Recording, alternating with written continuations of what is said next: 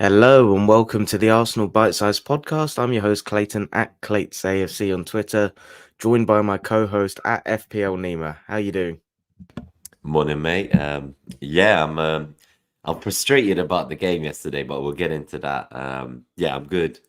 September 1st, end of the summer technically, and ready to get my pumpkins out. Yeah, I am not so good. I'm not in a good mood today. So if anyone listening on audio, no, that doesn't make any sense. We're here to review the Brighton game. Obviously, it finished 1-1. There was a very controversial red card for Declan Rice, but I don't know. It felt like the red card came just after half time, and I don't know about you, but 1-0 going into half time, I felt comfortable. I think we could have maybe had another goal and go 2-0 up at half time, but coming out for the second half, I thought, oh, this is going to be a comfortable win, and then one incident changes the whole game. And to be honest, I do feel like we have to start there because it was such a momentum shifter. What was your actual thoughts on it? And did you understand what was going on? Because you were obviously in the stadium, right? So I don't know if you had a clear Yeah, view so I of. was like right in front of it because I was in the North Bank and it was literally meters in front of me. So I'd just come out for the second half and I was trying to walk past people to get to my seat. And I could see like just like a ruckus going on. And so while I was trying to walk past everyone, I was kind of looking down like what's going on. All I could see, is I could see Declan Rice on the floor and I could hear people shouting, send him off like Veltman. So I You was could you like, could actually hear the players saying that. then I could hear like the fans saying, send Oh, Veltman off. So I was like a bit baffled when I then did see the red card come out and it was for an Arsenal player. I was like truly baffled.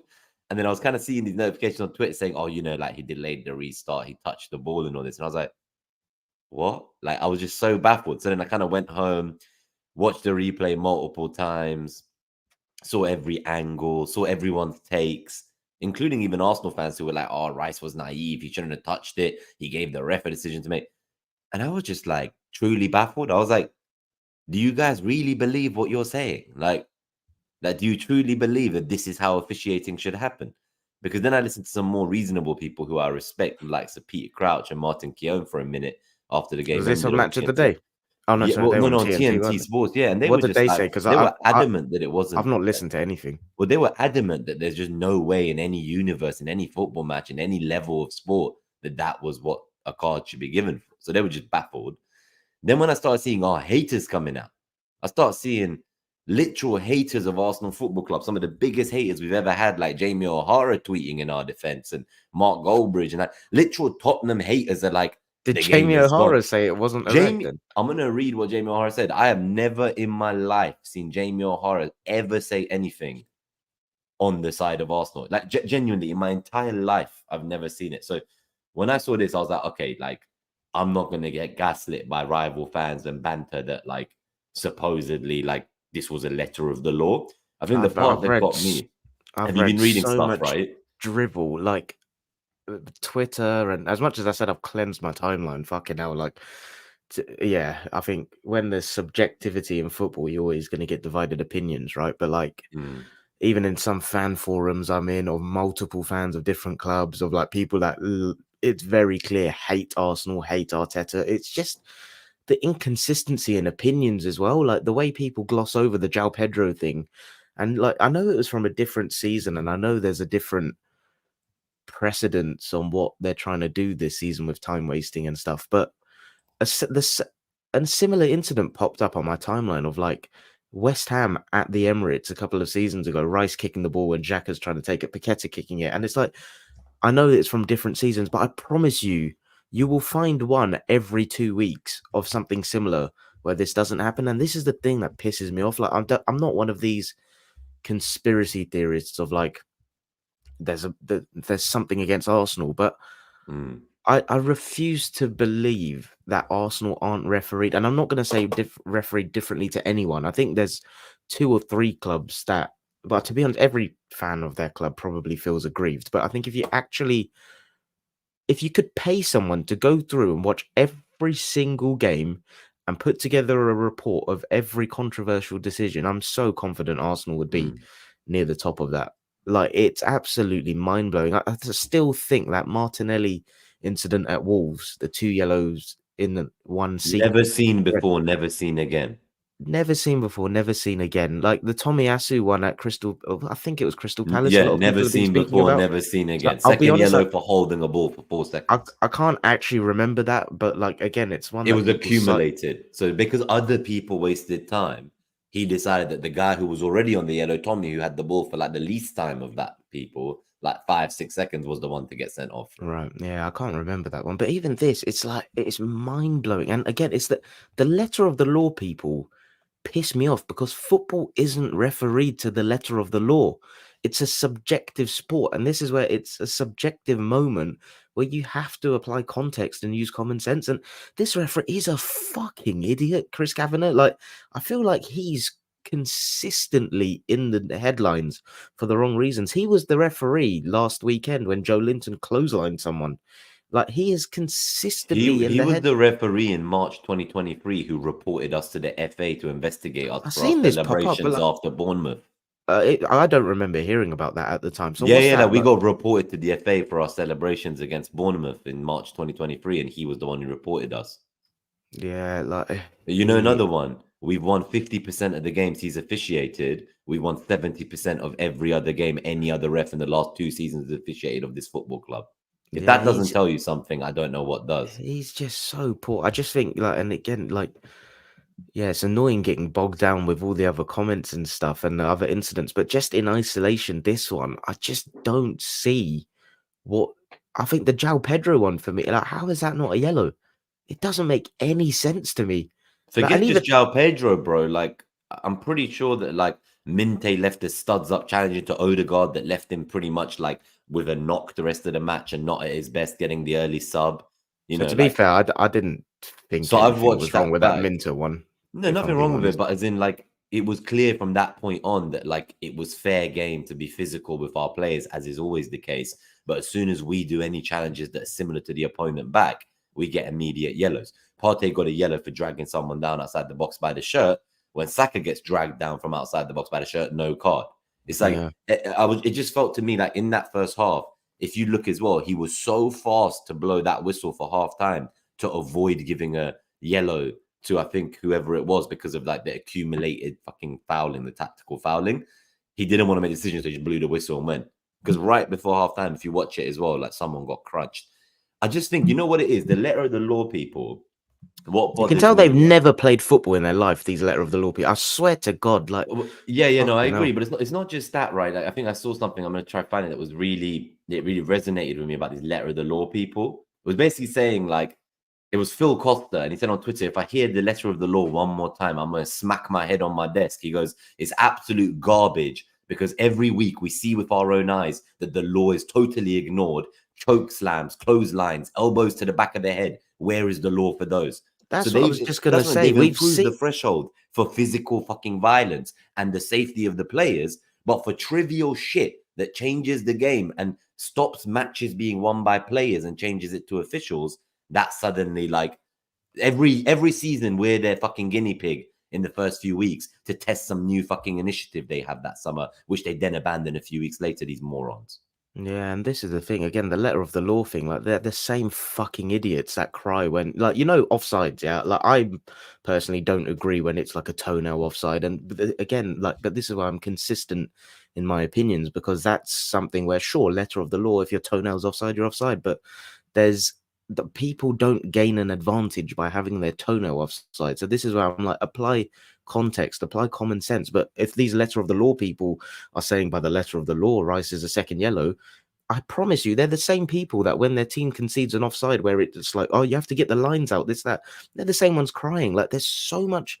This is what I saw. I can't remember who it was, but someone worded it perfectly. Like, we're never going to move on and actually improve the refereeing standards because tribalism is so poor in football and so tribal. Like, and this is the thing. I'd like to think, like, of course, I've got my biases like anyone else, but I'd like to think 8, 9 times out of 10, I do call things consistently and fairly. Like I've said that I don't think the Minter thing on Odegaard is bad. Like, Yeah, exactly. You're fair. Other people are saying it's a I'd red like to card. You're think saying it's I not. am, It's yeah. fine. And like this is the other thing. So like Uncle Mike's in the chat. Morning, mate. Hope you're good. Um, good example. Letter of the law. Their left back gets a yellow on Saka after 7 minutes. It's so true. He was Like, getting cooked, Hinchelwood. He should have had a card well, but yeah, exactly. Like, but like but that. apparently The example physical there was he violence is he, he okay. pulled his shirt on the edge of the area, and like you said, Party pulled was it Pedro's shirt and got a yellow. Yeah. It's mind blowing, and I think why this one's wound me up is I think we've got away. Not we. The opposition has got away with incidents in the first 2 games, but we've won. So everyone forgets and it's fine. Yeah, But like I've made a Wolves where they conscious choke point. slammed I've made a Mosquera. conscious point to consistently bring them up because True. I know this is what happens. We like in the review, it's so easy to gloss over them, but I know this is what happens. And like you said, the Mosquera choke slam thing, like that is ridiculous. I don't get that. The party, McGinn, if I could just McGinn. finish this point, McGinn in the Aston Villa game did more than 3. He had more than 3 moments of yellow card offences. He got one. Did he even get a yellow? I think he got I don't one even yellow know. He card in the maybe got game. one at Did best. he even get a yellow? I I can't don't remember. think But he even got one, to be honest. I'll check. Onana had more than 2 incidents where he could have got a yellow. He got one. Declan Rice in this game, I agree. The first yellow is a yellow. Yeah. Did he have more than 2 incidents? No. Like it's mind blowing. It's absolutely mind blowing. John McGinn didn't get a card. Oh, fucking hell, point proven. Yeah, and this is why it really winds me up when the general consensus seems to be if you win, you just put bad refereeing decisions to bed. And like I've had it on other podcasts I've been on where like people have told me, like, you won, move on. And I'm like, don't tell me how I should be feeling because I know what happens. I've been an Arsenal fan long enough to know now we are refereed differently. Again, it's not a conspiracy. I think it's just the territory of being a bigger club. But Jesus, You know, Christ, one man. thing, just so Fella is in the chat as well. Shout out, bro. And to Slav, good morning. Hope you're having a good Sunday. I just bring up Fella's point because you mentioned this, I think, before he got here, but like he said last week, Joe Linton clotheslining the goalkeeper. Yeah, It was the so that same was ref Chris then. Kavanagh. That was fucking Yeah. Chris Kavanagh again. I just can't get over it because you're right. You know what it is, and you can see the Brighton manager as well. Obviously, he's new. He says he sees nothing wrong with it. Honestly, but it's the same shit Howe did when he arrived at Newcastle. Same shit Ange did when he arrived at Spurs, right? They all try to be friends with PGML till it fucking happens to them. And then they're never on the referee sides again. It's funny, isn't it? This Zerbi turned on them. All these other managers I just mentioned. Everyone knows they're shy. But until everyone is willing to put away tribal rivalry and hold PGML accountable, as Fella says here, pay the referees more, make them accountable, make them do post-match interviews. Do you remember bad decisions to the level we see week in, week out at the Prem in the Euros? I don't. Every week, the fucking Prem, there is a talking point of some shitty decision. Every week, without fail, for years now. We brought in VAR. It was meant to be a tool to make the best league in the world, you know, more credible. And they've somehow fucking cocked up that implementation too. I've never seen VAR this bad anywhere else. Even now, they've brought in the fucking semi-automated offside, but it's only here from after the international break. How can you have different fucking officiating in parts of a season and not the rest? I don't get it. It's just wild. So, I'm just, I don't want to talk about it more because I've just seen a lot of brain dead takes, as I say. I just want to say what Jamie O'Hara said, because I said he's not someone who's normally on our side. He's like, the more I see this, the more my opinion gets stronger that it's not a yellow card. The ball is still moving for one, so the free kick can't even be played. Plus, Veltman knows exactly what he's trying to do.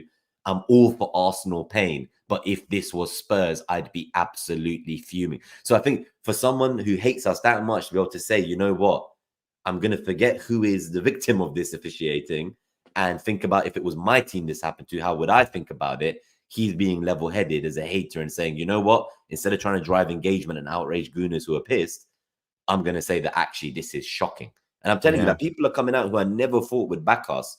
And they're I want to say cheers to them for their honesty. It's refreshing because until we all come together and call out this shit, PGML will never improve. I'm sorry, like there must be good enough referees out there that they don't all need to be from fucking Manchester. Why are they all from Greater Manchester, middle-aged English folk? Like all the league has brought in foreign everything, right? Why don't we have the best refs from the best parts of the world? Why do we continue? Why is the criteria to be a referee in the Premier League to be English? I'm sorry. It probably isn't, to be fair. But yeah, it feels like it. It feels like it. There's not enough diversity. But yeah, there's some really good points there from you, from Dan FPL Fella. I agree with what he said. I'll just bring the comment back up again. Like, I think that's the only way you can get to improving it. If tribalism continues to be the way, paying the referees more, making them more accountable through like post-match interviews and stuff, I agree. But I'm just so fed up of it. Like the other good point was, like you said, managers like Eddie Howe and Postecoglou, now Hertzler, like it's just pathetic. Like, yeah, they're all on board with it until it fucks them over. And we saw it with Ange. Like, he made himself a laughing stock last season when he's like, "Oh, hello, mate. I'm here to be ref's good friends." And then the minute it goes against him, he loses it. Like, it's Eddie Howe's another one. I can't stand him. I think he's pathetic. And Hertzler's one, like, I'm gonna give him more I'll give him the benefit of leeway. the I think. doubt. I'm gonna give him the Can I benefit of just the doubt. can I just finish my thing? Because yeah, he's someone that I think he's 31, right? It's his first job. Like he's done incredibly well to get where he is, and like tactically, he's very switched on. But that is like his choice of language again is like it's manipulation. Like Rice booted it away. He didn't boot it away, did he? And he is someone, by the way, like he got booked.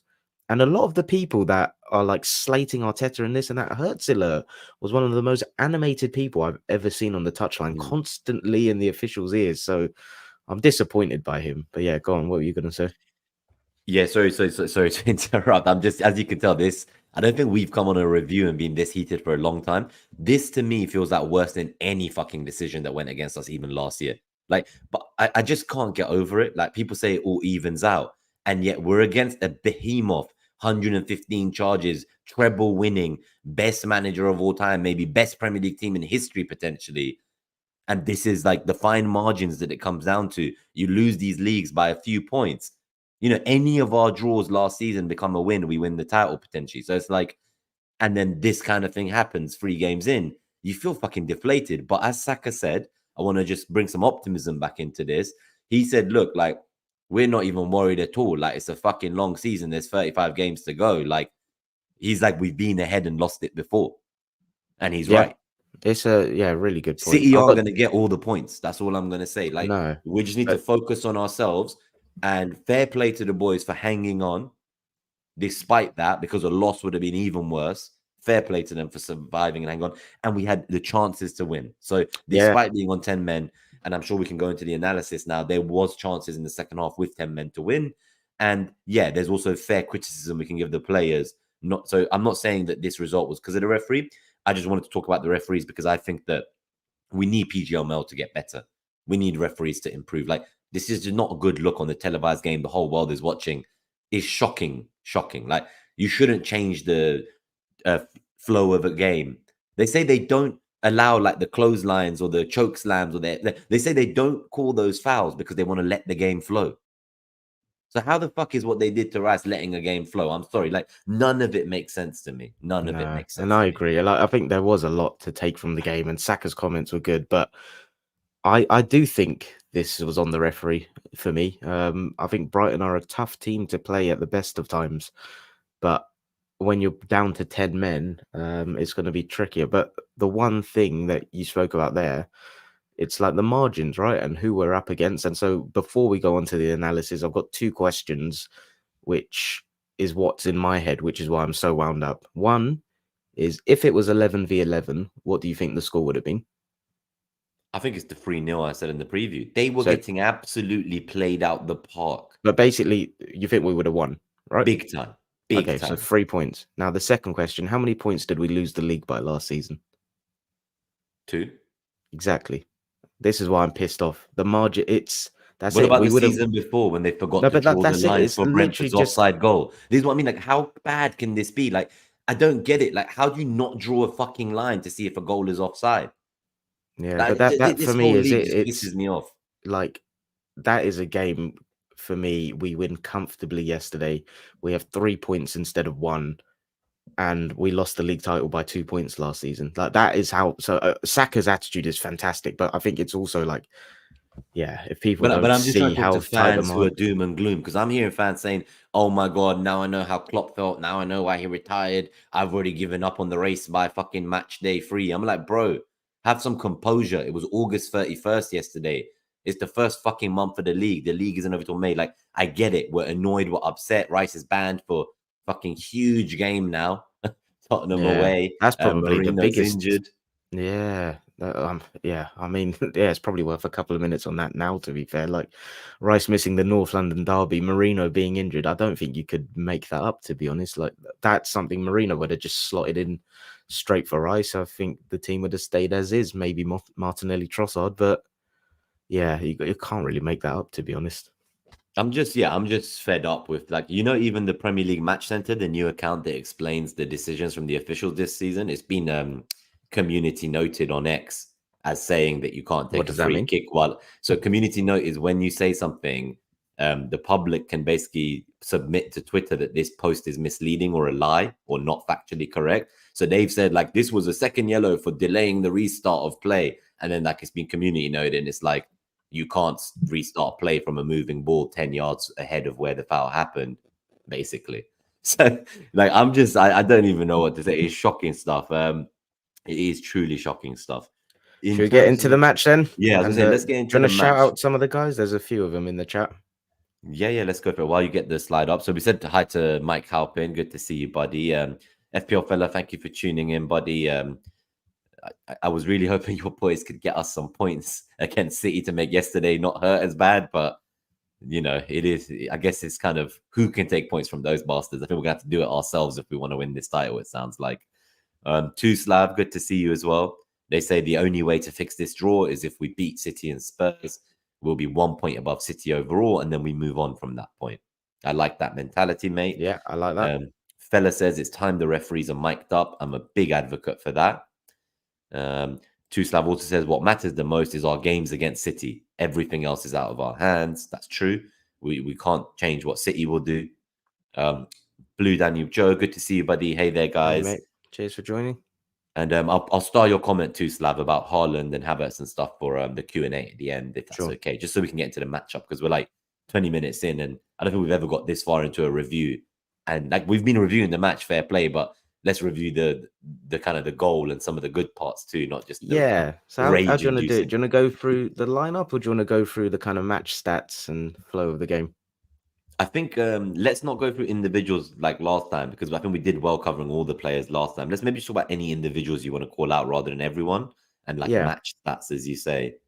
I think let's just let's go through the flow of the game, because then I feel like we'd kind of call out individual people through that. But I think just initial lineup thoughts. How did you feel when it came out? I think you predicted Timber to stay at left back, didn't you? Yeah, and Trossard Yeah. to start. So it was what I was expecting. Yeah, it was what I was expecting, to be honest. And I was pretty happy with it. I felt that by starting Trossard, we would dominate. We'd have two possession-based wingers. Obviously Martinelli, for me, he's not really a possession-based winger. You don't give him the ball to hold on to it the way you do to a Saka. So having Trossard there, I thought, okay, this is great. We've got possession-based wingers on both sides. We're going to be able to stop them from having the ball. And it felt like that. For the first kind of 10, 15, 20, 30 minutes I was watching, didn't remember like anything of note from them, if I'm honest. Mate, so the first half, they didn't have a shot on target. And that first 20, 30 minutes, you touched on it already. Saka had Hinchelwood on absolute. I don't think I've seen Saka. I've seen a lot of people say Saka looks like he's got something different about him this season, and I wasn't so on board. I think people were over-indexing the whole like cheering the away end when he made a tackle. Like, I think we've seen him do that before, but like this game, he looked like he was someone that believed he's like one of the best players in the world. It just looked like there was a level of arrogance in the way he was taking on Hinchelwood, almost like "Go home, kid, you're not ready for me." And it's just a shame we didn't capitalize on that first 20, 30 minutes, because let's go through the flow of the game. So for people listening on audio, this is the regular graphic we've got on screen from MarkStatsBot, where it's a visual representation of both the accumulated expected goals and expected threat. And yeah, it's a really nice visual to show the swing of momentum in the game. But as Uncle Mike says, we still nearly won it with 10 men, and we'll talk about the flow in a second. But the stats for the game, according to MarkStatsBot, was I wish we could have like a first half, second half, because it would have been so different. But overall for the game, it was an XG. We had 2.33 to their 1.78. The threat was not we had 0.81 and they had 1.38. Obviously, a large swing of that came after the red card. And same as possession, it was 36.9 for us, 63.1 for them. Phil Tilt, we got beat at our own game, Phil Tilt FC, but obviously a lot of that was red card. Brighton had 71.8% and 28.2 was ours. But I have got first and second half stats here. So again, I think it's important to apply this context when reading into this game. So first half, the expected goals was 0.98 to us and 0.08 to Brighton. Like I said, they didn't have a shot on target. Possession was close. It was 47 to us, 53 to them. Second half, it swung. We had 24% possession and they had 76. And they had 19 shots in the second half. They had 3 in the first half. 4 of them were on target in the second half. And the expected goals was they had 1.74 to our 1.09. So still, like Mike said, we still nearly won it with 10 men. But I think for me, it's like this game was kind of split into quarters, thirds, however you want to say it. That first half hour, we were aesthetically good while not being clinical, I'd say. Would you agree with that? Yeah. Like I was starting before the goal came, I was kind of thinking like it wasn't like previous years. I know years of the past, it felt like we're trying to pass it in. It was like, oh, these are going to come back to bite us. This didn't kind of feel like that. It felt more like we're not being clinical, but it will come eventually. So I didn't like, ever feel worried, but it just felt like, why are we not doing more with this? Because we've had some really great ideas. There was some great moments in that first half. There was one moment where I really kind of remember it.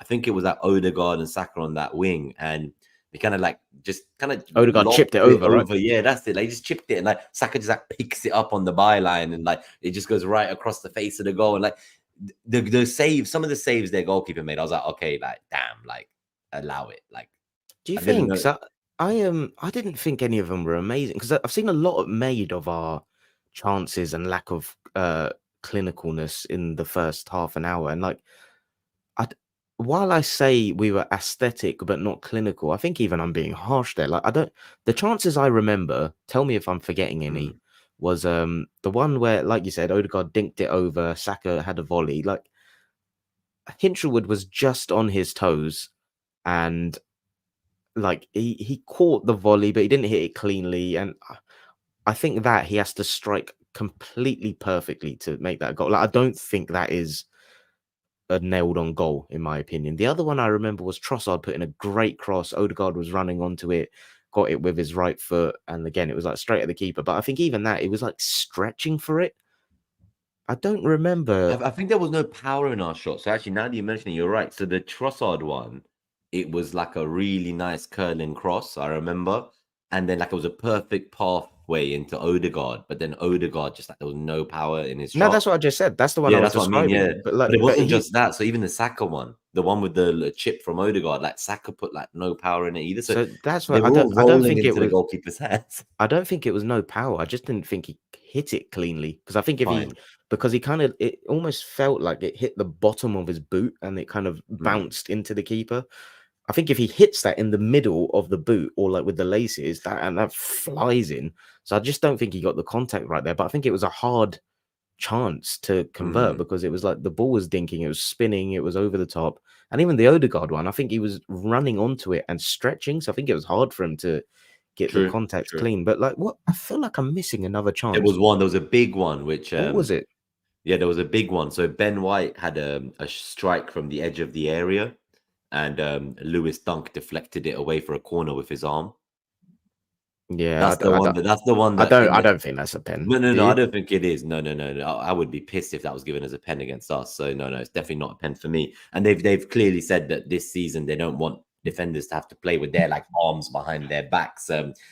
They're like, you don't need to do that. Just like they're going to take more things into account, and like there's a kind of better threshold for handball in the box. But that was the chance, I think, because Ben White had a sweet strike and it just kind of deflected off their player and went out. Yeah. But there was a chance, by the way. So the chance you mentioned of Brighton that wasn't on target, it did still have my I did have my face in my hands. I was kind of worried. I think it was Mitoma. He just went narrowly wide. I think Havertz tried to like headed the ball clear, and that Mitoma just came in, took the ball from our lost possession, and like it looked like it was going in the net. And I was like watching it just narrowly go wide. And I was like, okay, that was when I was like, shit, okay, we need to convert one of our chances because they've started. I was like, Mitoma's a really good player. We need to start taking our Yeah, chances. Matoma, I thought Ben White did well yesterday, but Matoma always seems to be able to get a number on him ever so slightly. But yeah, going back to the first half though, yeah, like we had chances, but let's be real, like we're analyzing this with hindsight because we drew, right?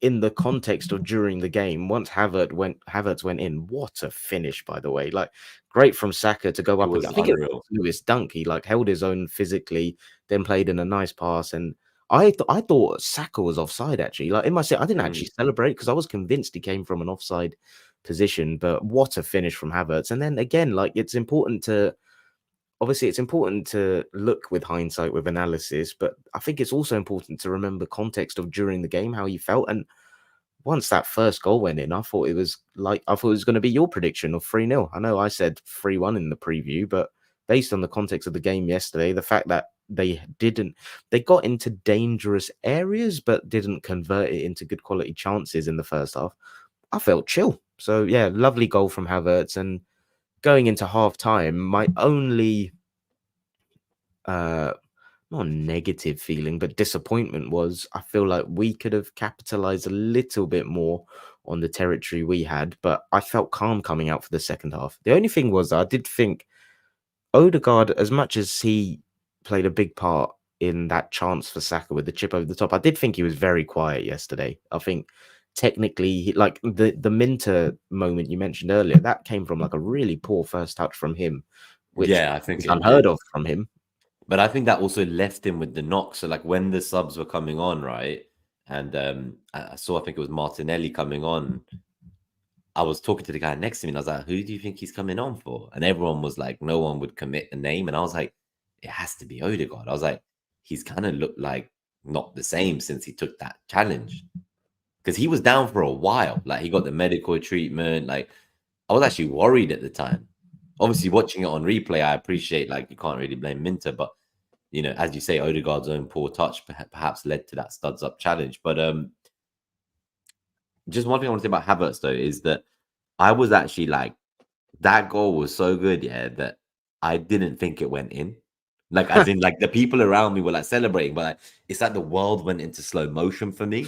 So I was like, because I'm obviously in the North, like I'm like watching it straight on. It's at the other end of the pitch at the clock end, and I just see like the Saka breakthrough, as you say. I see the pass to Havertz. I see the goalkeeper rushing to Havertz, and I see him just take this really nice chip, and I'm like, no way. I was like, the power, the technique. I was like, no, this is gonna go flying straight over. I was like watching it, just like slow. It felt like the world had slowed down. It was like going like this slowly, slowly, slowly. And I was like, no, it's good. Everyone around me was like going mental. And I'm like, it's not even gone in yet. I was like, am I missing something here? Like, I was like, why is everyone so convinced it's gone in? So I don't know if it was just me or like how you felt, but I think I just want to say that to kind of say like how good I really think that goal was, because my brain couldn't process that that was possibly going in after it left his foot. Yeah, no, I was similar. Like I said, I didn't celebrate it because I thought Saka was offside, but I was very similar in the sense that, yeah, time did feel like it was going slowly. And with those, I always get nervous. Like, is it going to bounce over the bar or bounce and Exactly. hit the bar? Like, so yeah, I was very much waiting to see it hit the back of the net. But yeah, that we did have one more chance just before halftime where Trossard had the ball on the left and he cut in and he tried a near post shot. I think his shot selection was the wrong one there. I think that you should be going far post and trying to curl that, but you never know. Like if he catches the keeper wrong footed, then it's a goal. But yeah, half time, we're 1-0 up. Second half, we've spoken about the incident already, so no need to go over that. But how did you feel like we managed the game after the red card? So context, there's a few different time stamps that will help in this. So Declan Rice got his red card on the 49th minute. Mm-hmm. João Pedro scored on the 58th, and we made a sub on the 59th, which was Calafiori on for Trossard. So how did you feel like we managed that period just after the red card? Because visually, if you're looking at this graphic, the Brighton did pose a decent threat even in the first half. Like even though the graphic shows we had more, they weren't too far behind us. But you can see if you look just under the red card on the graphic, there's a spike there from Brighton, and then it swings in their favor the rest of the game, as you'd expect. But it's more that 10-15 minutes after the red. How do you feel like before we the goal, managed it? right? And how did you? Yeah, before the goal. And how did you feel emotionally within yourself? So yeah, so I just felt quite stressed. I was like, oh my God, I have to sit through 45 minutes of this. I was like, why? I was like, what do I do to deserve this? Like this club, man, like it's aged me over the decades. Like I was like, my life expectancy is getting shorter. The anxiety was through the roof. I'm not gonna lie. I was just so fucking stressed. Me too. I was so stressed I being was there. And I saying said, some outrageous shit, by the way. Like, kind of embarrassed by my by yeah, my I'm looking behavior back and I'm like, yesterday. I'm glad no one caught me on camera. I was fucking I fuming. think I would have been cancelled with some of the shit I said yesterday. I was so upset. But the thing what I would say is because I've seen a few people kind of criticizing us, saying, "Oh, like when Man City and Liverpool are down to 10 men, they still look great. We don't look great playing with 10 men." I'm like, it reminds me of the old Wenger days. There was a period where I actually used to believe we played better with 10 men under Wenger. It was a baffling time. We used to get like many red cards. I remember there was a period, and like we always looked great when we went down. It's almost like we fucking trained with 10 men versus 11 or something. And so it reminded me of that era when I started hearing these outrageous comments about City and Liverpool playing better with 10 men. That's why we're not gonna.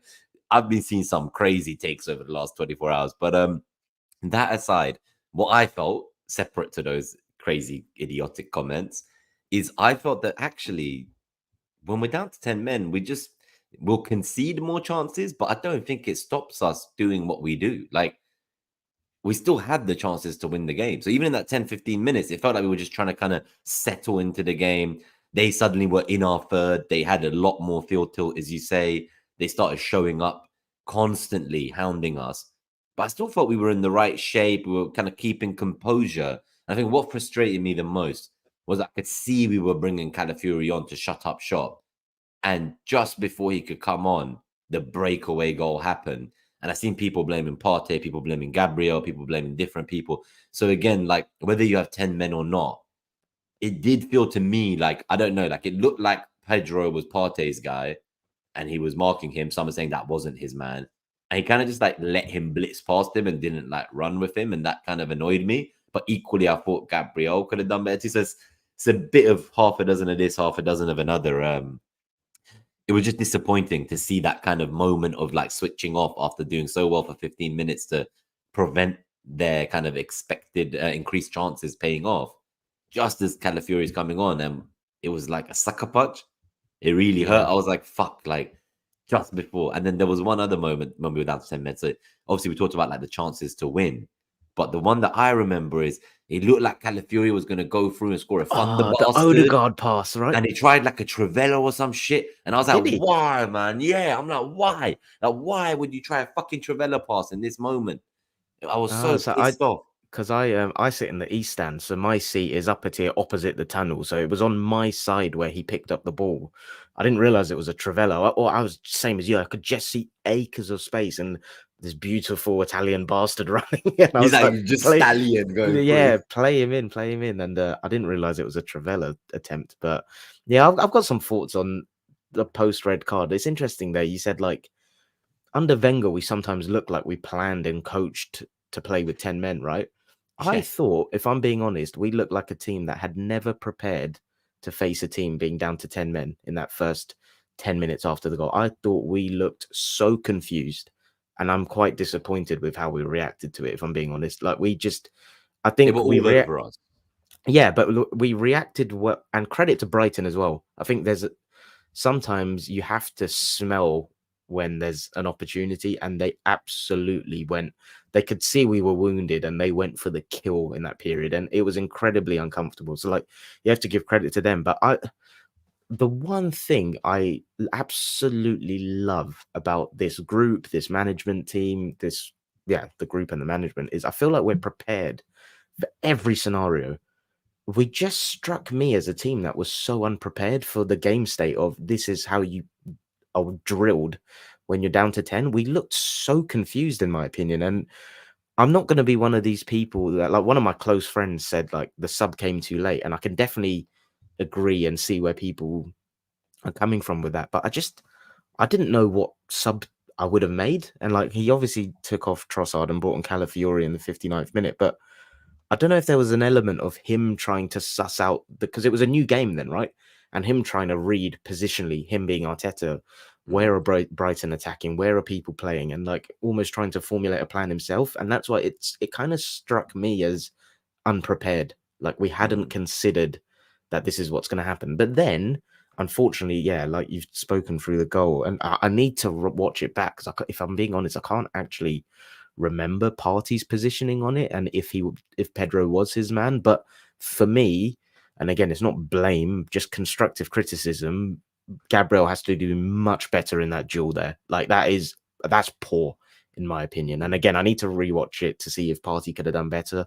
I don't doubt it. If that's a narrative that's doing the round, it's probably got legs to it. I But think it's both. I just can't yeah. remember it. I think it's a bit of both, as we're saying. Like, But it's like the definitely Gabriel one, like that, you have to be like solid in your duels there. Like, and I'm not even trying to be an Arteta meme there. Like, that is a duel you have to win. But fair play. It was a great pass from Dunk, I think, and it just split the center of the pitch. But like and Gabriel Raya has the obviously made a capability to win save, that. right? So it was the Yeah, rebound shot. It's just so frustrating. just unfortunate. But yeah, it was disappointing how we reacted to the initial red, in my opinion. And I don't mean disappointing in the sense of like, well, you played for a draw, this, that. I just felt like we didn't get a feel for the game quick enough. It felt like we didn't have a plan. And then it took us until the substitute, which was unfortunately after the goal, to react. I do want to talk a little bit around Partey because I feel like he's being killed a lot this season. I don't think he's been as bad as people are making it. I spoke about my opinion on his performance at Villa. I think there are another couple moments in this game that go unnoticed. And again, it's like at Villa, people remember the big storming runs of Morgan Rogers, right? But like they don't remember the cute little times he drops him to Ben White's position when he's out of position. And in this one, there was a moment where so we got a free kick in the first half, which then led to the Saka chance where Odegaard chipped it in. Thomas Partey was the one pressing in that high right area to win that, and he won the ball to eventually help Saka win the free kick.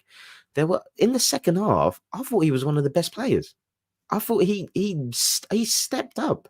I know his athleticism isn't the same anymore, but he's the one that played Havertz in on the channel, and Havertz did the great cross. He does something we don't have in the team. He is definitely a profile we don't have outside. And don't get me wrong, like there are a couple of moments where I was like stood up out of my seat, clapping him for something he did, and then he just turned back into trouble, and I'm like, mate, that's what I was gonna say. I think that's what pisses people off. I think this is the thing with me, that I'm not saying he's been exceptional. I just don't think he's been as garbage as everyone's making out. I just feel like he's been in the middle. Like there's room for improvement, but he's also been very good. And I feel like there's such a hyperbole opinion on him. And I think that it's obvious why. But yeah, I don't know. Just analyzing it objectively just on the football pitch, I think people are being dishonest in their analysis of him, if I'm being completely honest. Yeah, so what I will say from what I saw, there was moments where like just from I'll tell you what the fan reaction was, right? Like from being there as a match going fan. So there was one moment where he kind of just like went past multiple people like he does, like his octopus legs. And like there was just like such a roller coaster of emotion in the fans around me while I was watching. It was really interesting to listen to the comments and like the noises being made. So like first he like almost gives away the ball, right, with a poor touch, and they're like, oh, Partey. And then he somehow gets to it with some athleticism that he still somehow has a little bit of, because I know it's declined a bit, I think. And they're like, I agree with that. Good. Then they're like, oh, okay, good. And then he kind of almost gives it away again. And they're like, oh, you fucking prick. And then he's like, gets past two man. And then ultimately he gives it away. But in that spell, he's done like 4 good things, 5 bad things. And it's just such an emotional roller coaster that the same people who were cursing him like 3 seconds later, they're like, oh, clapping. So it's like the alternating between like people moaning and clapping for him within the same phases of play. I'm like, this is why he gets the rep he does, because he just does stuff that no one else in our team tries. The only player I would say I've seen try it, and who I would say is press resistant and very press resistant, I think, is Timber. And he's actually someone I was going to bring up in this topic, because he obviously moved into midfield as well once Zinni came on and Calafiori was there. So, like, it feels to me like Timber's that guy that, like, 2 people will be pressing him and he'll somehow turn them, drop his shoulder, and suddenly he's in the center of the pitch driving forward, looking for a man. So I do feel Timber is maybe the closest profile-wise to Partey in that sense of inviting the pressure on, trying to be press resistant, somehow getting past his man and trying to find those line breaking passes. So I'd like to think Timber's going to long term bring those qualities that we had from Partey. I think for me personally, I'd really want this to be the last season of Partey, and I will back him for now because we need him to fucking show up and not break his legs or whatever when he goes to Ghana. Because with Rice, suspended, with Marino injured, we're looking very short in the midfield, and the midfield's all season, even before the Rice card, the midfield has not quite looked with it to me personally. Like we've won the first two games, something's not looked convincing for me. It's Yeah, not no, quite look like it's geared up and going. Like, yeah, and I agree. And don't get me wrong, I'm not trying to be like a Thomas Partey being our best player this season. Like I said, I think his performances in my opinion, have been in the middle of the dial, and I feel like a lot of the analysis has been absolutely slating him.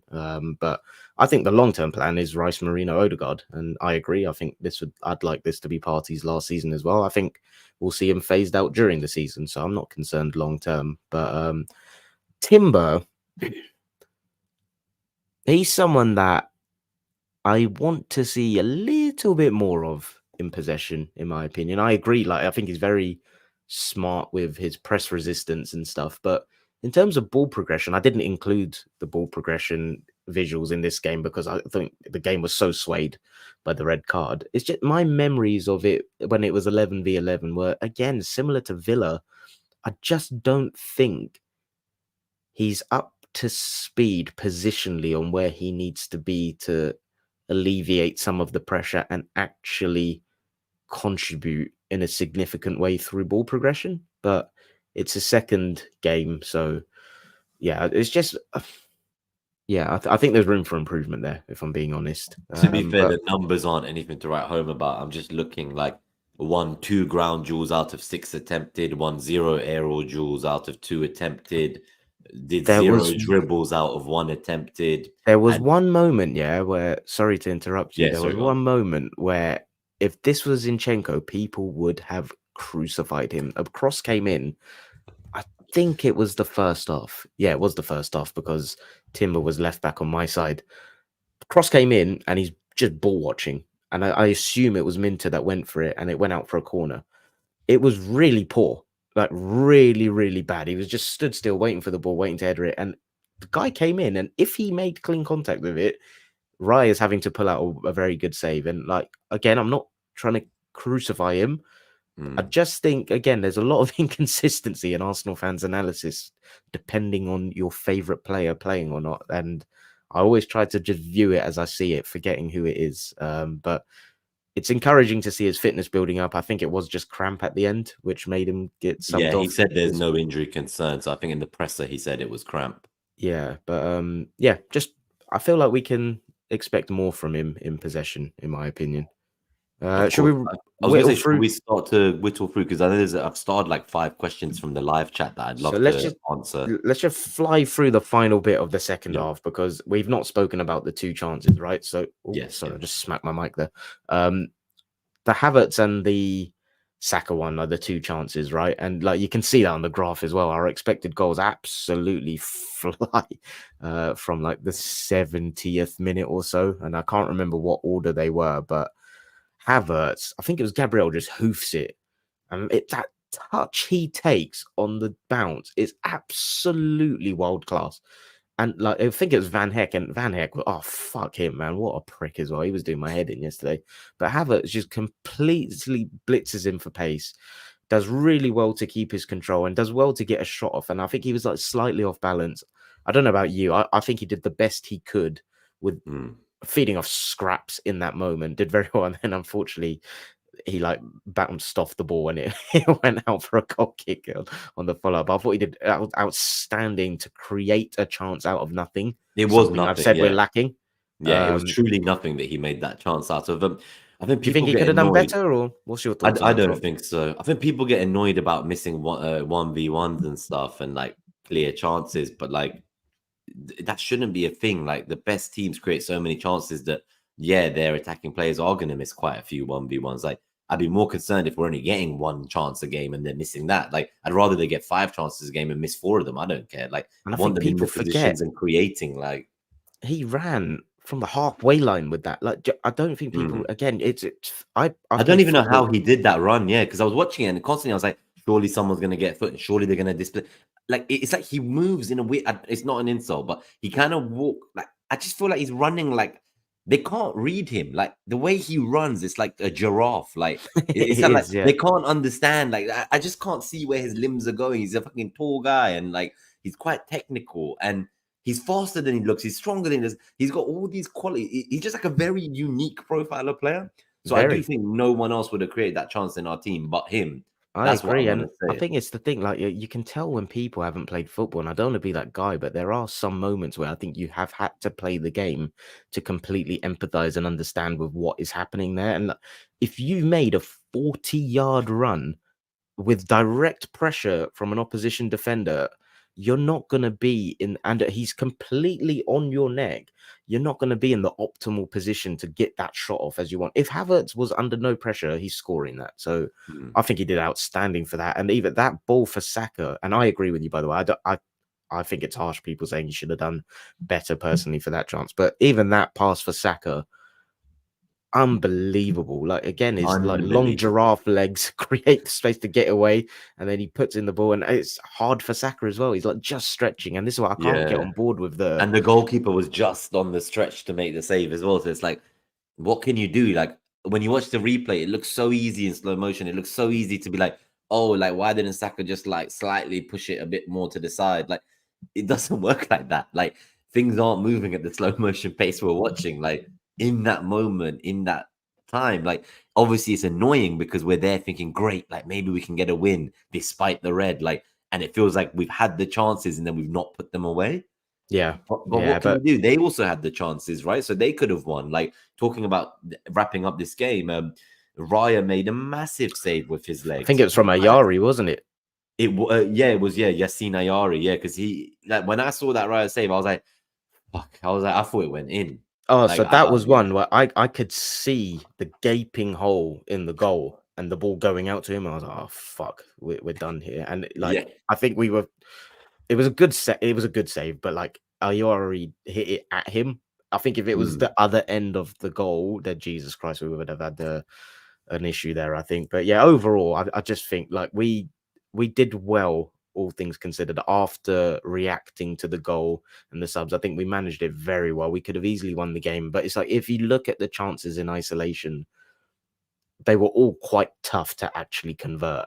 And yeah, once I'm you take very, emotion out I of it, yeah. yeah, like I've seen some interesting comments about the team yesterday. I cannot get on board with giving the team any shit for yesterday. Like, sure, there's frustrations about the first half. Like, could we have gone in with more than just a 1-0 goal? Of course. But again, that's hindsight. Anyone that is saying they weren't confident in coming out in the second half and winning that by 2 minimum is a liar. Like the team once, yeah, they weren't the most efficient in the first half, but it's not a game of 45 minutes. Over the course of Mhm. 90, we would have buried that.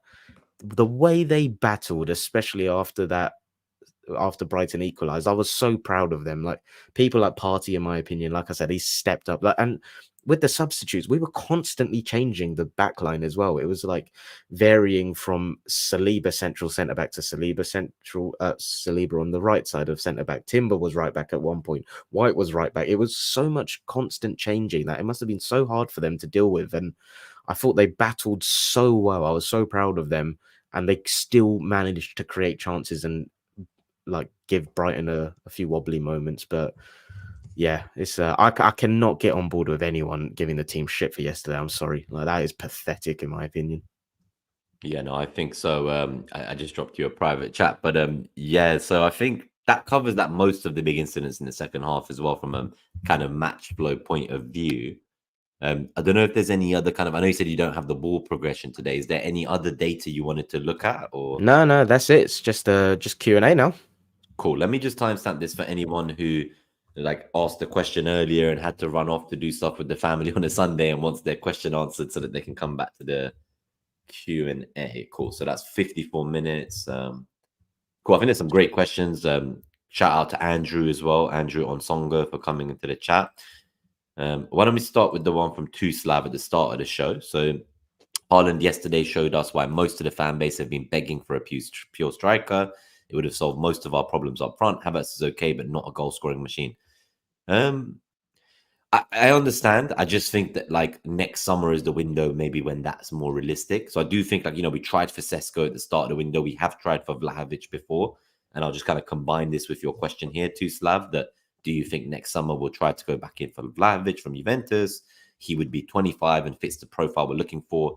Current market value 65 million. So I guess, just what are your thoughts about like competing against a team that has someone like Man City, who's already basically in like 80 matches in the Prem, like he's now got the same number of hat-tricks as most of the Premier League legends in the history of the Premier League. I've seen that graphic. It's Disgusting, scary. isn't it? Yeah, I It's think they're really scary. good questions from Tuslav.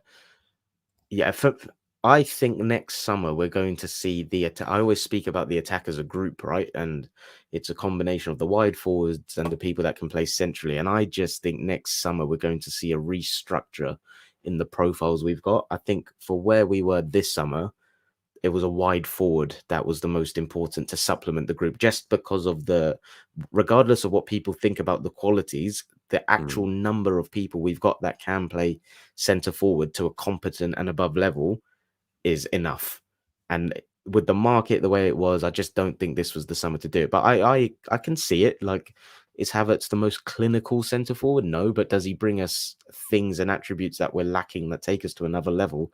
Of course. But yeah, what was the second part of the question about Vlahovic? So about Vlahovic as an option. So I think I would like someone like I talked about Evan Ferguson, right, on Friday in the preview. Like, there are young strikers I'd like. Vlahovic, I think the problem is, as much as I'd like to take him, mate, I have a feeling that like once the club kind of feels like you don't want to play for us, they won't go back in for you ever again. And Vlahovic kind of didn't want to play for us. Like, we only want players who want to be here, right? So I have a bad feeling that like even if we wanted him, he wouldn't come. Yeah, I'm the same. And again, like, I don't get too wedded to one name because I think there's multiple players out there that we don't know exist that can do We a do job. need a finisher, though. One thing I will say, though, is that in 2024, since Havertz moved centre forward, he's something like top 4 or 5 in the whole of Europe across every position for goal contributions, like in football. So, I think he has got something like the third highest goal assist contributions per minute. It's like 91 minutes or 91.5 minutes per goal or assist for him, and there's like 3 players above him, and it's like Haaland, Salah, and Saka, I think. So Yeah, I wouldn't say that he himself is like an issue. I think the way we play. So I think you need a player who will get 20 league goals to win a title. That's what I'll say. I don't think it has to be your centre forward personally. I think if Saka gets 20 league goals this season, we win the Premier League. So for me, it's kind of like whoever it is who gets that. And I think if our left-hand side was functioning a bit better over the last couple of years, if someone like Havertz could play that role of a Firmino and get the best out of like a Salah and Mane on either side, Liverpool won the title without that centre forward, right? So I do think there is a place for this type of centre forward, and he's a great option to have going forwards. I would like to supplement it with another one. This year, I was really looking for a winger, and I think that we're going to see the best of Raheem Sterling. People say he's finished. I said in the previous episode, I think he's in his prime. He's just not being given. He's been in a completely chaotic environment workplace, right? Like, it's not the environment to get the best out of anyone. Yeah, so I do think that maybe he can. I think we haven't seen the best of us yet. Like, Pep himself said that this was basically pre-season. We've played 1 game a week, and once we come back from the international break, we play 2 games a week every 4 days, and that's when the season begins. So even Pep's just got mentality is that this is pre-season. One final thing on the striker thing. I was the same as you. I thought we needed a winger this window, but I think we will get a number 9 next season. And it's just like, if you look at Haaland's goal against West Ham, I can't remember what goal it was in terms of the order, but there was one goal where the ball comes into him, just first touch with his right foot, sets him up, bang, second touch is a strike. I don't think Havertz can do that. And I think that's what we need to add to the group next summer. So we've got that profile where you've got what Havertz brings to the table, and then you've got someone that can just create 1 yard for themselves on bang. Because I think Saka can do it, but I think we need a number 9 that can do it as well. Are there any more questions? Do you want to go Yeah, through? let's take a couple last ones because I do have to rush off. So Tuslav asks, do you think there might be a surprise title challenger outside of kind of the obvious ones of us, Man City and Liverpool? So no, I don't think at all. I don't think like the other clubs are even close. I think Liverpool have had some fixtures you would expect them to win at the start of the season. Let's see how they do today against United. Normally they whip them about, I know. I do think Slot looks very good. I think they look more prepared for a title challenge than I was hoping they would be. So Liverpool are there. I think based on what I've seen so far, I wouldn't be surprised if Chelsea gets fourth and the others get left out. I'm actually thinking that Chelsea could get there. So yeah, I don't think anyone below Chelsea, United, Spurs, none of these guys, like none of them to me can defend well enough to mount a title challenge. And I think championships are won with defense first. So that's just my opinion, though. Of course, like you're welcome to disagree. Mike Halpin says, "How do you think Trossard played? Always seems to struggle a bit I'm against glad he Brighton." asked this because I think Trossard's a weird one. We've been here before. Remember Fulham last season? Everyone was clamoring for him to start, and he was shit, and he got subbed at halftime. I remember that. He yeah, he's a very impactful player. He's a moments player, but he doesn't influence the game enough for me. And this is what did I say 2 weeks ago? It was brutal, but left wing is a position we can upgrade. I like Martinelli, I like Trossard, but neither of them are elite. If Martinelli doesn't get back to his best, I would not be shocked if after some time we do see Sterling starting left wing. For now, I think he's a squad player, but if he gets repaired, if he gets fixed, we almost went a whole summer without Arteta trying to fix a hose. So, all right, here we go. I said what I did. That's how tired I am and pissed off about the game yesterday. Trossard is a squad player for me. That's it. He's very valuable, but he's a squad player. And I thought he played okay. I'm going to take this last question because I am so behind schedule for what I need to do. I'm sorry for rushing, guys.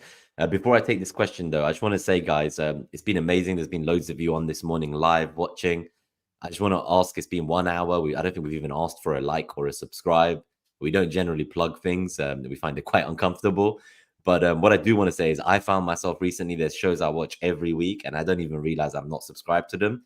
And like we can see in like the Arsenal YouTube side of things that like 60% of people who come and watch every week, they're not subscribed. So you might think you're subscribed. If that's you, please do double check. We'd really appreciate if you can support us on our journey to 300 subs. Yeah, just really plugging that and saying, please, if you've enjoyed it, if you find it entertaining, you know, we'll always answer your questions. We're not going to be like channels that ignore you guys.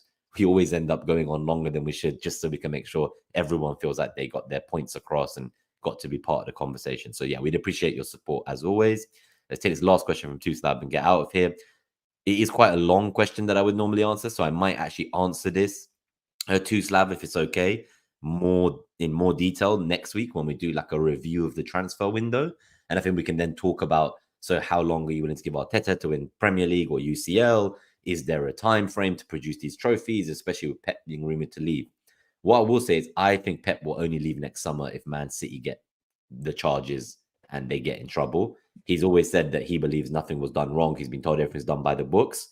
I think he will walk if they are found guilty of the charges. Beyond that, I think he will extend and he will stay.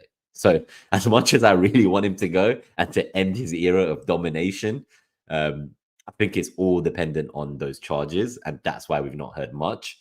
What I will say is the club are looking to extend Arteta's contract right now. So that should give you an idea of like what I'm going to discuss next week, in the sense that this project has truly only just begun in their eyes.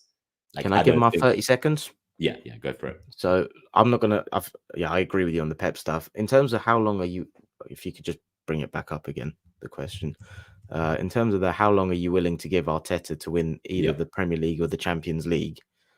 For me, there is no other manager in world football I'd be comfortable that is in charge of this club, gets the values, gets the fan base, has in a positive way infected the working environment within the club, and shows the most consistency in terms of year-on-year improvement, his own personal self-development, puts his ego aside, not like Ange down the road, who's too good for set pieces. Arteta looks at every asset of football and takes his ego out of it and looks at what he can do to improve the team's chances of winning. I don't think there's a single manager in world football, I think, that can come into this club, tick all of those boxes and have us sustainably challenging year on year. And I always say this: if I ask you the question, how long, if Mikel Arteta is manager for 10 years, what do you think we'll achieve? I'm so confident that there's minimum of a few major trophies in there. And I think there's this thing about, I'm not saying you said this too, Slav, but like the general narratives are very short-term self-imposed time measures on things nowadays. If Arteta is here for many years and here to build a dynasty, like he's the only man I want in charge. And I just want to say though, too, Slav, like thanks for joining today. I think it's a new name I don't recognize, but I thought, yeah, you asked some really nice questions. So thanks for tuning in. And yeah, Mikel Arteta for me, no time for him. As long as he shows he's the manager that is capable of self improvement, constantly taking us to new levels and innovative, and gets the club the way he does, I'll give him a lifetime contract for me, genuinely. So far, we've only ever improved our points tallies, right? So I think those kind of conversations can be had as and when it looks like we're going backwards. But, you know, this is the first season in my memory that I remember in that 20 years where we weren't even being talked about in the discussion of will they get top four. Like the graphic from ESPN had 6 teams on it, including Liverpool, Tottenham, Chelsea, Villa, Newcastle, United. And we weren't there. And I was like, wow, like, even last season when we did the title challenge, people were like, Arsenal won't get top 4. The first year title challenge was a fluke. We missed out on top 4. We finished 5th. People were like, they're done for. This was their best chance to get top 4. They'll never get it again. People have put so many constraints of their own, and I'm not going to let rival fans dictate how I should enjoy my club and seeing the progress we're making and the foundation we're making. And you could see from yesterday as well, we're up against it. We are up against every fine margin going. And ultimately, I do believe that we will win all the big stuff. If I was going to give one final answer before we go to Slav, and we'll talk about transfer window next week, I believe that whether it's this season or next season, in one of these 2 seasons, we will win the Premier League. So that's my view, my preseason expectation. If you want to check out our preseason expectation episode before the season began, I think we both were hoping for a Premier League win and a domestic cup double this year. So we're not saying like, oh, he's not going to win and that's cool. We truly believe that this is our era now, and the next 5 years are great to be a Gooner. But thank you, everyone. We are going to have to go, and we will be back in midweek, as we said, next week to review the transfer window. We'll be back to preview the next game against Tottenham away. As always, we do previews on a Friday to preview the match after Arteta's presser. And then we do a review normally on the Sunday for a Saturday game, or a bit later on a Sunday or Monday if it's a Sunday game. But yeah, Clay, it's been lovely to see you. Yeah, likewise. And thanks everyone for joining the chat today. Yeah, have a great international break, guys. See you next week. Up the We'll Arsenal. be back. Up the Arsenal. Come on, you Gunners.